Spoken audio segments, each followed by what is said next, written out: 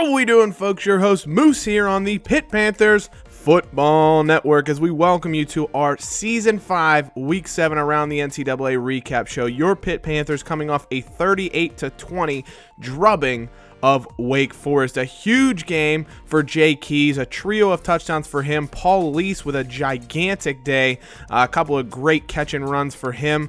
Kenny Pickett, great day finally, 316 yards passing, his first time hitting 300 yards on the season. He did, of course, had 2 interceptions on consecutive drives, which did allow Wake Forest to get back into the game, but rebounded well, still threw for 3 touchdowns, 18 of 29 passing, well, 17 of 28 for him, as Jay Keys did complete 1 short pass on the day. But a great game for Pickett, 311 yards, like I said, over 300 for the first time this season. 311 completions on 28 attempts. So it's his first time going over 10 yards per attempt this season. So a great game for Pickett, which is good to see considering he hasn't been running the ball as effectively this year. Only 7 attempts for a loss of 12 yards. Sibley and London had a nice combination there, both of them averaging about 4.5 yards per carry between the two of them. And of course, Jay Keys doing his usual goal line stand, smashing the ball in from about a yard out as he's been doing this season. But 6 for 86 and 2 touchdowns for Keys. 4 for 164 and a touchdown for Paul Lease. Of course, had the 93-yard touchdown grab when the Panthers had first and 10 from their own 7. He also had a 50-plus yard catch as well late in the fourth quarter as well to set up the Panthers' final touchdown. So a great game for Paul Lease. Good to see him finally break out as he had not been particularly prolific going into the season. But a very nice game for the Panthers, moving the football. And they just had a great game overall. Defensively, a solid effort. Again, they only gave up 13 points on the defensive side of the football because one of the Wake Forest touchdowns was an interception return for a touchdown by LaRondé Liverpool. A good game without putting up spectacular sack numbers, or spectacular defensive numbers, I should say. Only 3 sacks on the day. Sean Wolfgang actually held off the sack total. But 2 interceptions for the Panthers. Of course, Scott Whaley had the early interception. Damian Vector had the late one. Plus, you had Barry Jenkins forcing a fumble, which Wolfgang did recover, so that was his one kind of stat line that he put up on the day. So 3 turnovers forced by the Panthers is a great step in the right direction. They finally won the turnover battle for one of the first times this entire season as they forced 3 turnovers while only giving up 2 themselves. Eric Fox also had a great game. Good solid punting yet again from him. He's been very impressive this year, and I think he probably deserves to win Best Punter of the Year the way he's played so far this season. Jamie Newman was okay. Wake did a nice job keeping the football moving on the ground and keeping plays alive, but Newman just didn't seem to have any connection with some guys downfield. Couple of really nice throws that he had that ended up being either just a little bit ahead of his receivers or were dropped on some long patterns that could have really changed the game. But otherwise, it was pretty solid pass coverage by the Panthers, to be honest. There were a number of plays that you'll remember from the recap where they just made nice plays on the football. Damian Vector did a nice job breaking up some passes. Artis Scott, as usual, did a nice job breaking up some passes. And then, of course, they forced a couple of interceptions as well. So a good game overall by the Pitt defense. It wasn't spectacular, but it was very, very solid, and they did enough to get the victory. So with that win, Pitt, of course, goes to 5-0. Some other games around the ACC. Oregon State knocked off number 23 Virginia. The Beavers go to 5-0. You'd expect them to be ranked this year now. Clemson 14-10, a touchdown right at the start of the fourth quarter by Riggs, hitting on a pass from Zarek Cooper, gave Clemson the advantage that they would be able to hold on to for a tight 14-10 win. Virginia Tech got their first win of the ACC season, beating Georgia Tech. Florida State was blown out by South Carolina in Atlanta. Boston College knocked off North Carolina in overtime. So the Eagles now 2-0 in ACC play, 4-1 on the season. And I mean, they have a dark horse opportunity at the ACC Atlantic Division title. LSU blew out Miami. Finally, a huge game for the Tigers as they go to 4-3 on the season. They're a very Jekyll and Hyde team this year, as is NC State. Look at that. They get a huge win over Syracuse to finally get back to winning ways after losing 3 in a row. Texas, the number 1 team in the land as it stands right now, stays unbeaten, goes to 5-0 as they hold off a furious rally from Oklahoma to win by 6, 37-31 in the Red River shootout, or showdown as they call it now. For Oklahoma, you can see freshman Taylor Savage finally got some playing time after a poor start from Al Dingle. Not a great game from him either, but he did throw his first career touchdown pass for the Sooners in the loss. Of course, here's the Oregon State game. You can see they had a touchdown with 1:11 remaining to end up giving them the victory. Washington State unbeaten goes to 5-0 with a 24-21 victory over Stanford. Oregon finally puts together a big game and blows out Arizona State. Ole Miss knocks off number 15 Auburn. The Tigers dropped to 3-3 on the season. They lost by 3, but they did have 2 late touchdowns to try and claw things back. No pun intended there for the Tigers, but they end up falling to the Rebels of Ole Miss. And USC, huge loss for the Trojans there. They fall to 4-3 with the loss to Colorado. ECU knocks off SMU. Number 16 SMU loses in overtime as ECU scored 2 fourth-quarter touchdowns to send it to overtime, and then they scored the touchdown in the extra frame that SMU couldn't match, and so the Pirates get a huge victory there. Mizzou stays unbeaten, goes to 6-0. Georgia falls to 1-6 on the season, one of the worst seasons that we've seen from these Bulldogs. 0-5 in SEC play now, and Kirby Smart's job has to be on the line as it stands right now. Another big battle sees Oklahoma State win 23-20 with a Antoine Byrne-Horton 3-touchdown performance for the Cowboys. The true freshman, 200 yards on the ground on 22 carries, 3 touchdowns on the day. The true freshman from Texas ending up having a huge game for the Cowboys to get the victory. Texas A&M also stays unbeaten. They go to 6-0 in the season. Nick Starkel, I think, had 4 or 5 touchdowns on the day as A&M ends up scoring the late touchdown to give them the victory. Penn State holds off Nebraska 35-23, and Ohio State escapes upset alert against Illinois, winning 32-27. A Quadrez Wadley, remember the transfer from UTEP, scored a touchdown with just under 2 minutes to play to give the Buckeyes the victory.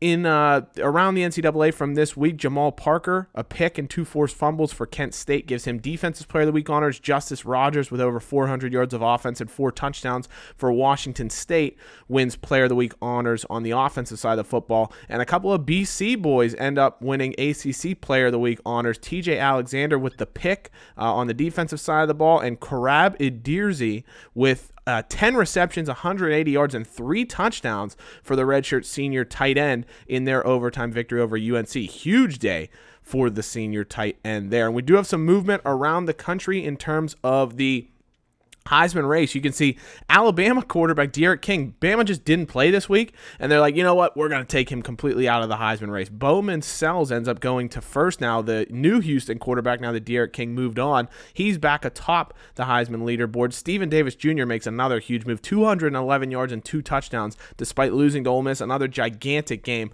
for the redshirt senior and, of course, the progeny of former NFL running back Stephen Davis. Dustin Young, the Ole Miss redshirt junior quarterback, into the Heisman race after their victory over Auburn, and Jawan Pass, despite the loss, still is in the current top 5 in the running for the Heisman. Some interesting movement around the top 10. Pitt goes up to 3 with their victory. Ohio State falls back to 4 because of the fact that they only beat Illinois by 5, and the Panthers won a ranked game or against then-ranked Wake. They move around.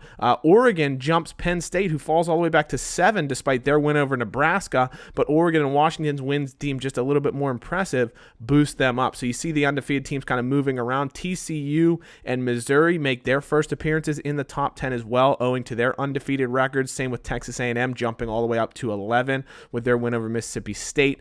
Florida and Clemson fall back because of that behind the undefeated teams. Oklahoma drops to number 14 with their loss to number 1 Texas. Ole Miss into the rankings, a huge jump for them, up to 17 after beating Auburn, who falls back to number 22. Oregon State also undefeated. We can see now into the polls for the first time this season at 18. Louisville, despite their first loss of the season, doesn't lose any places in the rankings. They just sit at 19 despite their loss to Clemson. Also undefeated West Virginia. This is going to be good for Panther fans and Mountaineer fans who are excited for that rivalry coming back in just a couple of seasons. We'll be excited to see that both teams are doing very, very well. West Virginia now 5-0 on the season, though they will have a game with number 1 Texas coming up this week, and the final unbeaten in the country, Army, at 6-0 into the rankings as well. You can see 6 teams dropped out of the top 25 polls this week. So some huge movers and shakers because of the events that occurred around week 7 around the NCAA. And we'll give you your first look at the ACC standings here heading into week 8. Pitt has it all to play for in the Coastal Division, one of only 2 remaining unbeaten teams in the Coastal alongside Duke, and you can see a lot of teams already with 2 conference losses and really struggling. So I think it's all to play for the Panthers. They can pretty much control their own destiny, no doubt about it, because they won their 2 cross-divisional games and they just have to play their own divisional opponents now, and those teams have not looked impressive as the season goes along. On the Atlantic side, Boston College and Clemson, interestingly, the 2 remaining unbeatens on the Atlantic side, but Louisville and Florida State each with only 1 conference loss, certainly still in the mix to potentially make the ACC title game. And around the ACC this week, we do have a few big conference games. Florida State meeting NC State, Boston College meeting Louisville, who are coming off their first loss from last week when they lost to Clemson, Miami, North Carolina, Virginia, Georgia Tech, and Pitt, Virginia Tech, all big ACC games, while a few other schools do have some non-conference games still on their slate. Around the top 25, some big games. South Carolina taking on Tennessee in a solid SEC battle. Teams with just good levels of talent.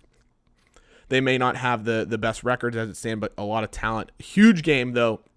West Virginia will be hosting Texas, looking to knock off the number 1 team in the land, of course. The Longhorns have been very good. They haven't been outstanding. You see none of their statistical rankings really go crazy. West Virginia, by contrast, number 4 scoring offense and number 2 defense. They've been incredible so far this season, but they haven't had an opponent like Texas so far this year. Some other big games around the country. You can see Oregon hosting a winless Utah, who will be playing to just get on the board. BC taking on Louisville. Louisville does have the edge in talent, but Boston College has just found a way to win so far this season. So it'll be interesting to see if Louisville gets back to winning ways behind the strength of Jawan Pass, who's having a great season. Bama takes on Arkansas, of one of the first real SEC tests against a pretty solid Arkansas team, even though they've struggled so far this season. Ranked game between LSU and Ole Miss. Ole Miss is one of those teams that they always seem to have a lot of talent, but they don't ever seem to put together a great season. And if they can get a win over LSU, they'll finally be on the verge of that. If they jump to 6-2, LSU would fall to 4-4 with the loss. A big Pac-12 game, undefeated Oregon State. Very surprising so far. Number 7 offense in the country will be taking on Khalil Tate and Arizona, who were 4-1 on the season, and a win over the undefeated Beavers would definitely propel them into the Pac-12 discussion. Number 15 Oklahoma State travels down to Dallas to take on, or Dallas-Fort Worth area to take on number 9 TCU. The Horned Frogs 4-0 on the season, number 1 offense by yardage in the country, number 2 by points. They've been incredible. Brendan Wooten at quarterback's been very, very good, so that should be a great contest. And then Texas A&M taking on Auburn in a big SEC battle. The undefeated Aggies, number 5 passing offense in the country behind Nick Starkel, will take on the number 4 pass defense in the country of Auburn. So that should be a great game in Jordan-Hare Stadium. And then finally, of course, your Pitt Panthers will be hosting the Virginia Tech Hokies. That should be a great matchup. Pitt's defense has been stellar so far this season. Number 6 defense in the country will be going up against the number 6 offense in the country, and a pass offense that's been very, very impressive for Virginia Tech, led by first-year starting quarterback Josh Jackson. Number 8 pass offense in the country, but the Pitt pass defense has been as good as we've ever seen it. Number 24 in the country right now, only 165 yards against per game, and they're forcing turnovers, 2 interceptions last game, so it'll be interesting to see how that matchup goes on. But 5 games into the season, we can see the team leaders, Kenny Pickett averaging 2 touchdowns a game, but over an interception a game. He'll want to get that down. Todd Sibley, bit better than last year, 77 yards per game. And Jay Keys, of course, the Panthers' leading receiver, 78 yards per game, over 6 catches a game, plus 6 touchdowns. And I think he has 3 or 4 on the ground as well. Another big thing for the Panthers, a huge recruit, Davion Reynolds, will be visiting this week. The running back from New Jersey, 4-star, the Panthers' biggest target on their recruiting board, will be visiting this week. So if they can get a victory here, they'll be very close to potentially securing a commitment from one of the top running backs in the country. Virginia Tech been very hit or miss so far this season. 3-3. They've lost to good teams in Florida State, Clemson, and a Miami team that we know, despite their record, is very good. So it'll be interesting to see which Virginia Tech team we see, because they've also blown out a solid Wisconsin team. Josh Jackson's been their leader, 14 touchdowns, just 5 interceptions so far on the season.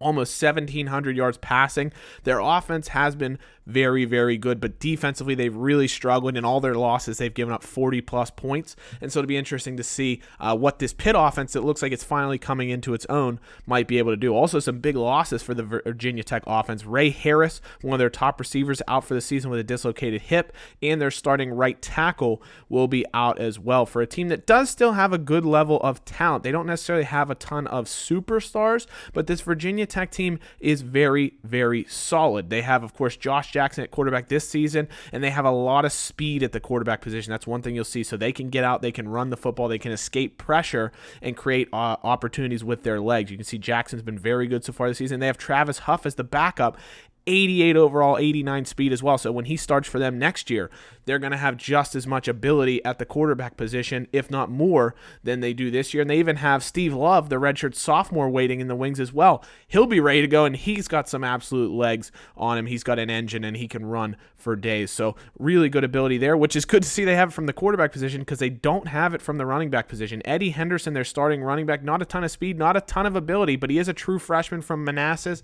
Good player. He'll develop into one you'd expect, but he's not necessarily at that level just yet. Two good receivers, though. They have Samuel Denmark, of course, 30 catches on the season, and Ryan Winston, who was very, very good against the Panthers last season. He's a great possession receiver who should be very good. They also have Jakari Thomas, who's an incredible yards per catch guy, 99 speed. So Scott Whaley, typically playing in the slot, will see a lot of time against Jakari Thomas. That should be one matchup to watch this particular season because Whaley's been so good so far this year. Not a lot of ability at the tight end position for Virginia Tech, and their offensive line, not great. So they do have some good skill position players, but their offensive line's kind of hit or miss. Left tackle, very weak. Left guard is very good. Center, very bad. True sophomore Matt Mason has not been impressive this year, so Darren Toth should have a field day up the middle of the field.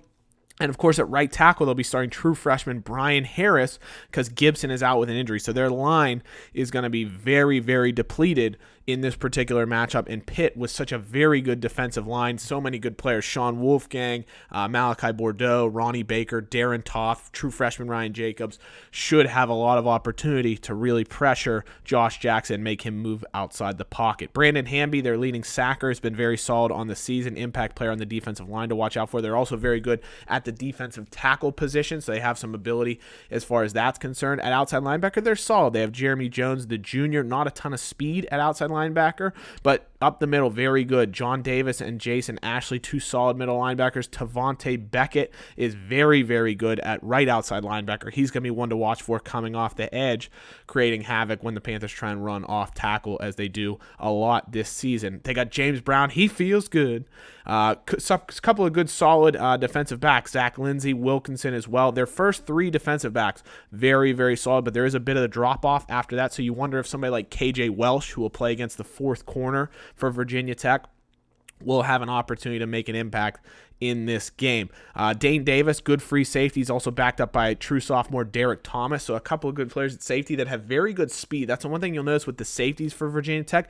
Very, very quick. Javon Quillen as well as Jordan Hines, both with a lot of speed from that safety position. They can come down and help out in run defense as well as get out and cover against the different receivers and spread looks that the Panthers will certainly throw at them. So it should be a great matchup. Virginia Tech has a solid defense, good skill position players on offense, but their offensive line very, very depleted.